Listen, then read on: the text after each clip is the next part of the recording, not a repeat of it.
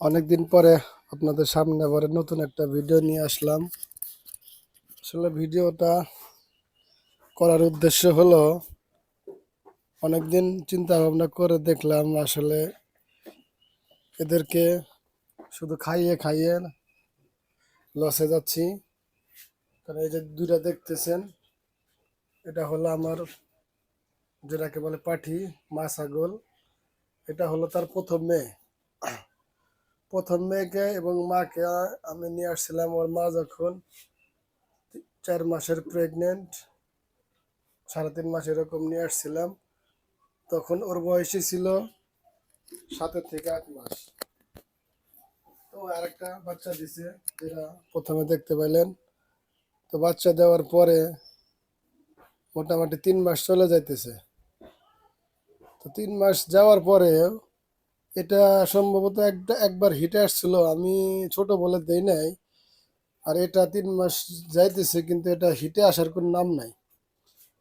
তো বর্তমান বাজারের পরিপ্রেক্ষিতে যে পরিমাণ খড় ভুসির দাম, সেই মোতাবেক আসলে ওদেরকে পাইলে বর্তমানে আমার লসে।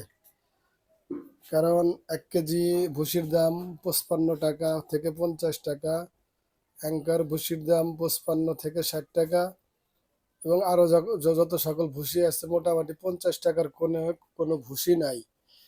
হ্যাঁ, তো আসলে আমি 1 মাস দেখি, 2 মাস দেখি, এইভাবে ওদেরকে আমি 3 মাসে পাড়া দিয়েছি, হিটে আসতেছে না। হ্যাঁ, মোটামুটি এই যে এই বাচ্চাটা আমার হলো 3 মাস চলে।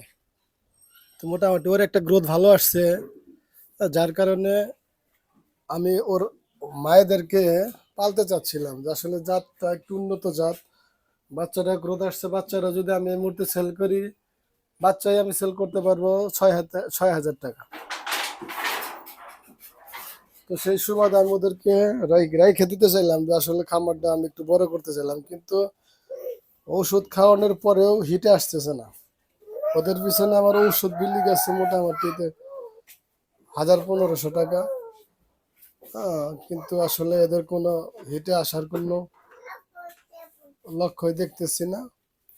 তো মোটামুটি একটা পর্যায়ে সিদ্ধান্ত নিয়েছি যে ওদেরকে আগামী বৃহস্পতিবার আমাদের এলাকার হাট, কান্দাপাড়ার হাট, তো ওদেরকে সেল করে দেব। সেল করে দিয়ে মোটামুটি ভালো জাতের ব্ল্যাক বেঙ্গল আনার চিন্তা ভাবনা আছে। তো এই হলো লাস্ট আপডেট। আমিও অনেক চেষ্টা করলাম, আমার খামারের বয়স প্রায় 8 মাস, 9 মাসে পড়ছি। তো ওদের থেকে আমি ভালো